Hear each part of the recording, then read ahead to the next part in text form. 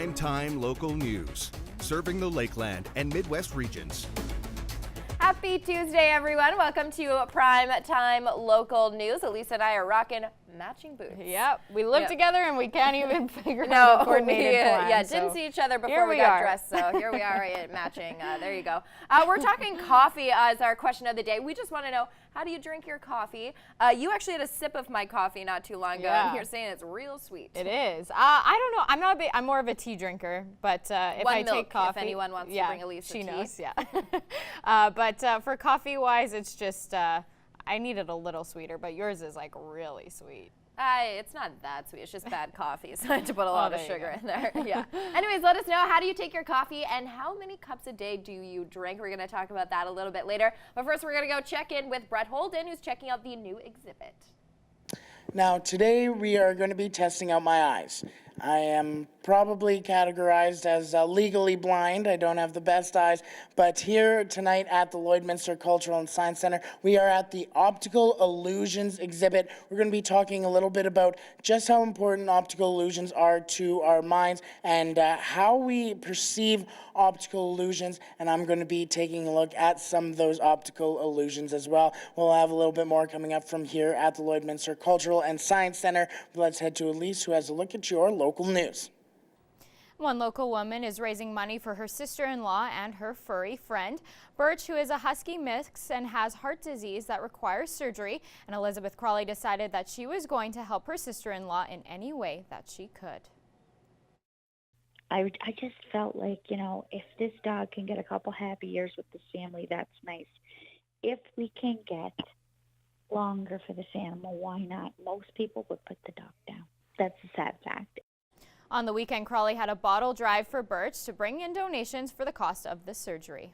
We raised, I don't know how much money yet. My biggest PayPal donation was $50. It was close to that probably for online e-transfer, cash donations, and then bottles. We had one lady donated 12 bags of bottles, so her and her son won a set of Bobcat tickets. Crawley says there will be more bottle drives and fundraisers in the future. The Lloydminster Public School Division is kicking off a speaker series for 2019. So the Board of Education has a priority around student and staff wellness, and to kind of assist with that this year, they've designed a speaker series where we'll have 3 speakers happening in evenings throughout the first 6 months of 2019 to kind of talk to our community about wellness, stress management, parenting, those sorts of things. The board has been discussing with the School Community Council the needs and what would be beneficial to ensure the support is there for the children's education. Our parents have busy lives. Our kids have busy lives, and figuring out how to manage and cope in those types of situations is certainly something we can all benefit from. Todd stressed that this is not a public school exclusive event and encourages everyone to come and listen to the speakers. And now we're going to go to Brett Holden, who is on location.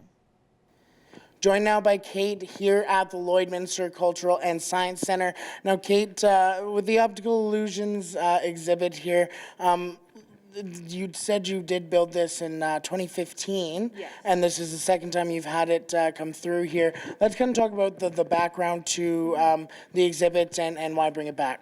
So we originally built the exhibit and fabricated it in 2015 as a way of representing the other half of our name. So we are a cultural and science center. And at the time we were finding that we had a lot of art displays happening.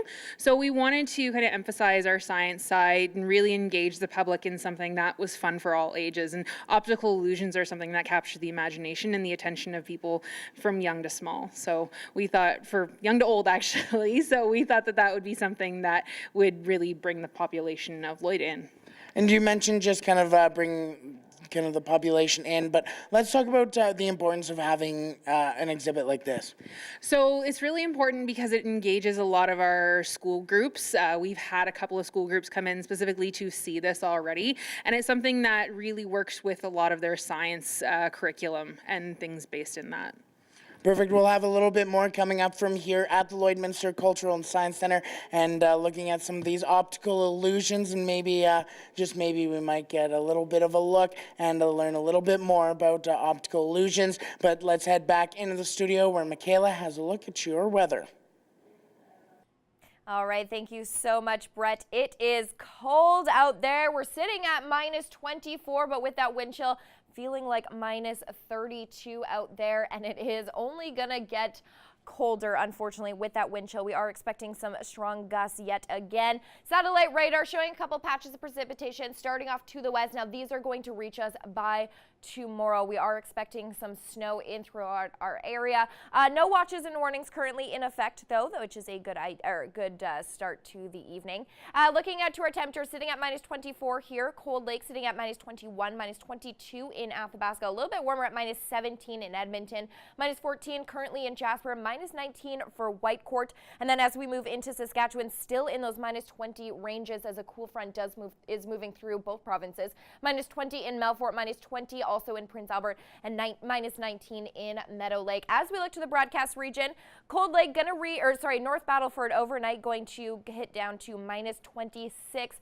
With the wind chill, it is going to feel like minus 34. So it is going to be very, very cold. There is a risk of frostbite throughout the area tonight. So do keep that in mind. Bundle up even into the morning, a high of minus 12. And North Battleford could see upwards of 5 centimeters of snow. Should hold off until the evening hours, but do expect some scattered flurries throughout the day. Cold Lake also expecting some snow tomorrow, dipping down to minus 25 overnight. Like I said, it's going to feel like that minus 30 in the morning, minus 13 tomorrow with some snow, as we could see 2 to 4 centimeters in that area. Minus 25 overnight here in the border city, minus 13 tomorrow. Again, we're going to see about 2 to 4 centimeters of snow in throughout the day and then into the evening with a low of minus 25 Thursday. No snow in the forecast. We are going to see some patches of sunshine. Minus 12 there, minus 14.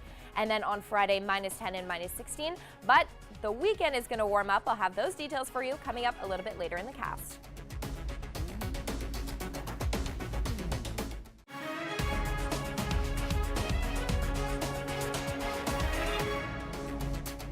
Welcome back. Well, how do you know if your cow is too fat or too skinny? Proper nutrition is really a no-brainer, and Gerard Lampo gets some insight from the vet's perspective. Is just making sure that they have enough energy in the ration. Obviously, in cold temperatures, they burn a lot of calories just staying warm. And cattle are very adapted in this area to doing that, and they don't really have any trouble, especially if they have shelter from the wind. Dr. Trent Wennerkamp advises producers know precisely what's in the cattle's food. Producers have rations saved up by the fall, and a balanced ration is important for maintaining body weight and body condition in the winter. This is critical, especially for cows ahead of calving season. Particularly the forages. So we're talking your silages and your hays and your green feed, or all those forage products that you're feeding, which is the largest part of any cow ration, right, is the forage. They get usually a small amount of what we call concentrates, so grains, oats, barley. 70% of cost is in animal feed, so a balanced ration avoids a lot of challenges going forward, including having to call the vet when the nutrition isn't right. Rations also need to be tested. Like, there's different labs that do it. So labs, particularly there's labs in Winnipeg and Calgary are kind of the main ones. And so you can bring it here and we'll send it in. Agronomists will send it in. Different feed companies will send it in. So lots of people will do that service. The lab gives a nutritional analysis, and then producers can further supplement for protein, energy, minerals, vitamins, and some digestive factors. The vet can also blood test the herd. Sometimes we do some testing to see if their vitamin and mineral levels are correct, and that's particularly if there's been a problem. We'll go into a cow herd and see if there's issues that way. Other issues include forages which lose their vitamin content over winter, so in the spring when it's needed for calving, producers need to supplement. For example, vitamin C levels can be very low, vitamin A levels, vitamin E levels, and those things are all really crucial for producing healthy calves and keeping the cows healthy as well. The problem shows up in calves, so producers can give vitamin E and selenium injections when calves are born. Another deficiency is copper. It can be a hard one to supplement because other components of the diet can reduce their copper levels. So iron in the water, molybdenum in the feed can tie up copper and reduce copper levels. And copper is really important in immune function and some other factors in getting cows pregnant and things like that. Producers also need to know about doing body condition scoring on their cattle. In Canada, we typically go on a 5-point scale, so 3 being ideal, 4 and 5 are too fat, and 3 and 2 or 2 and 1 are too skinny. And so we just kind of recommend that guys know how to adjust rations based on, making sure that body condition score is correct. Gerard Lampow, Primetime Local News. And that's your egg news. Sports is next, but first we'll take a look at your egg prices.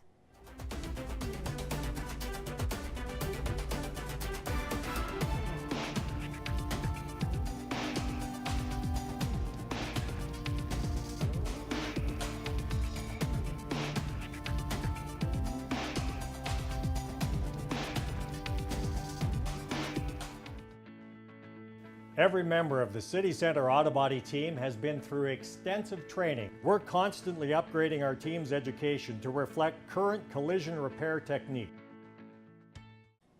Taking a look at your local sports now, the Lloydminster Bobcats remain in a state of transition 4 games into the second half of the season. In this week's Beyond the Boards, Josh Ryan looks at how players have adjusted to new systems and new opportunities. Growing pains continue for the Bobcats. However, some lessons are starting to stick. I think that we have made forward progress on a day-to-day basis, and we have gotten better, and we will continue to do that moving forward. But yeah, it's been a big one after Christmas break to get back. Even in the 2 losses to Grand Prairie that followed a big home win against Whitecourt, small moments have shown the team is getting better at adapting. We made an adjustment kind of in that Grand Prairie game on our power play, get some movement on our 2-3 power play down low and moved a puck around, got some net front, and then got a few goals, I think, on that first game. So make an adjustment, and it paid off for us. Consistency is still hard to find, in part because of the number of injuries the Cats have suffered. Float around the 3 or 4 out per game right now, and to get that decreased to 1 would be huge for us, just because of the bodies. It is also giving our affiliates an opportunity to get into the lineup and play games and get the junior experience that they might not otherwise. So there's a lot of pros, a lot of cons to it. It's also given more opportunity for younger players on the roster. There's a lot of room for younger guys, 2000s, 2001s, to step up kind of and get a role, kind of build for next year. Guys want to make their impression on the league, and right now they're getting the chance to do that, I think. And it'll be good to see the competition within our team. And another opportunity presents itself this week, starting with Drayton Valley tomorrow evening. We beat them twice during the year, so I think if we stick to the game plan and follow the system, we can do really well. Josh Ryan, Primetime Local Sports. And now we're going to send it to Brett Holden, who is on location. Joined once again by Kate here at the Lloydminster Cultural and Science Center, and now we're going to be looking at one of the demonstrations you have here at the exhibit. So what's going on? So we have a number of hands-on interactives for people when they come in. This one is called a Benham Disk. So it just works by spinning the disc on the table, and the different black and white lines in it actually make different people see different colors. So I see blue in the disc. What color do you see? I actually see green, which is actually really weird. I can't believe that. Yeah, so it's the different color receptors in your eyes and the retina. It makes you see different colors. So this disc over here has a different pattern on it. So as you can see, they've got a larger kind of circular pattern and a smaller pattern. So let's see what colors we can see in this one. So in this one, oh, that's a bad spin. So in this one, I'm seeing more of a red color, actually. Right, and I see kind of a blue, which is weird because you saw blue in this one. Exactly, yeah. So again, the different kind of lines make people see different things, and it depends on how your eyes kind of work with the retinas. And when it comes to just more optical illusions, kind of like this one, how often do we see some illusion like this, and how could it be kind of applied to, I guess, kind of a normal day or everyday kind of situation, I guess? So people can see optical illusions in a lot of different things. We actually ran a contest the last time we hosted the exhibit back in 2016 where people created their own optical illusions. So one of the popular ones was making it look like you were holding something large above your head. I know a really popular one is making it look like you're leaning against the Leaning Tower of Pisa in Italy. So there's lots of different things that you can just come up with in everyday life that look like optical illusions. Perfect. We'll have a little bit more coming up from here at the Lloydminster Cultural and Science Center. Let's head back into the studio where Michaela has a look at your weather. All right, thank you so much, Brett. Lots of cool things over at the Cultural and Science Center. Look at this shot, beautiful. We did have some blue skies, but it was a little too cold to hit the walking trails over at Bud Miller Park. Number-wise, we're at minus 24 right now, feeling like minus 32 with that wind chill. Tomorrow morning going to feel like minus 34, and actually in the next few hours we are going to reach that temperature with that wind chill. So bundle up if you have to go outside, and if you don't, just stay indoors. Minus 24 rather in Marwayne, minus 21 in Vermilion, minus 23 in Vegreville, a little bit cooler or warmer rather at minus 17 in Edmonton, minus 21 in Lac La Biche and St. Paul, also in Cold Lake and Pierceland. Cold Lake, these areas could see some strong wind gusts, as well as all of us right here, kind of all in that risk of frostbite tonight and into the morning. So definitely bundle up. Minus 22 in St. Walburg, also in Maidstone, minus 21 currently in North Battleford. As we look up north, a little bit cooler, minus 24 in Buffalo Narrows, also in the Losh, and then look at that, into the minus 30s as we head up north. Minus 24 in Fort McMurray, minus 25 in Grand Prairie, and currently sitting at minus 26 in up there. And so minus 4 in Lethbridge. So contrast, these are feeling quite warm to what we are experiencing over in out west. 7 degrees, minus 7 rather in Calgary, minus 22 in Coronation, sitting at minus 11 in Banff, minus 16 for Swift Current, and currently sitting at minus 19 in Regina. Sorry, I cannot speak today. Tomorrow, we're going to reach a daytime high of minus 13. But like I said, that morning time is going to feel quite cool with that wind and risk of frostbite.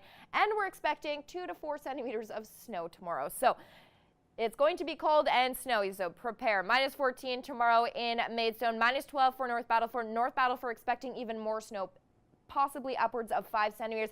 This should maintain into the evening, but we could see some scattered flurries throughout the day. Minus 13 in Bonnyville tomorrow, minus 13 in Cold Lake, minus 14 for Pierceland, and minus 13 in Lac La Biche. For the kids off to school, going to be a very chilly start, minus 20, and that's before the wind chill. Minus 19 over recess, which will probably be indoors, and then minus 14 when they head home, and that's when we're going to start to see those flurries fall. So it should stay into the evening hours, but we could see 2 to 4 centimeters tomorrow. So minus 13, minus 25 with as the overnight low. Minus 12 on Thursday as we see some more sunshine come out, minus 14 for the low there. Minus 10 on Friday, and then we start to see a bit of a warming trend as we see a warm front come through. So minus 5 on Saturday. Sunday, minus 4, even warmer with more sunshine, and then mix of sun and clouds next Monday, a high of minus 5, minus 10, and then we start to cool off rather a little bit more on Tuesday for a high of minus 7. Averages are minus 10 and minus 20, so we are well below the average right now, but we will be above it come the weekend. I'm joined once again by Kate here at the Lloydminster Cultural and Science Center, and we're going to be looking at some of these panels behind us and some of the optical illusions, and you kind of got me on the one just over your right shoulder here. What's going on in this one? So these panels are different geometric illusions. So this one right here, the Ebbinghaus illusion, it shows how the perception can be altered based on the size of things. So the 2 pink circles that we have there are actually the same size. They're the exact same size, but the one on the right there looks a lot larger than the one on the left, and that's because of the size of the circles around it and how it changes in the shape of your eye. Right, and like when you mentioned it, I couldn't believe it, but it makes sense. But let's look at the geometric one as well. You mentioned why there's a ruler there? Yes, so there is a ruler there to prove that the 2 red lines are actually straight. So with the way the black lines kind of hit that red line, it makes them look like they have a bit of a curve in the center, but they are actually straight lines.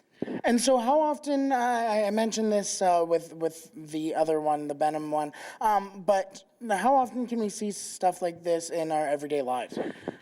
So kids actually like to do, as we were reminded, a little bit of a squishy head thing from far away. Or I remember when I was a kid, I liked to hold up my fork in front of my eye and pretend I put my sister in jail. So kids actually come up with really great optical illusions that we can see kind of every day, and things just in our ordinary daily lives, especially in nature. There we see a lot of optical illusions in nature. nature. And just really quickly, running out of time a little bit, but how many different optical illusions are there, and how can they be kind of categorized as well? So there are different types of optical illusions, and I don't actually think we can put a number on how many there are. The number is probably quite infinite, just because they take different shapes and different forms, and we would see them and be able to create different ones as well. Perfect. We'll have a little bit more coming up from here at the Lloydminster Cultural and Science Center. Let's head back into the studio where Elise and Michaela will be talking about just how much coffee you consume each day.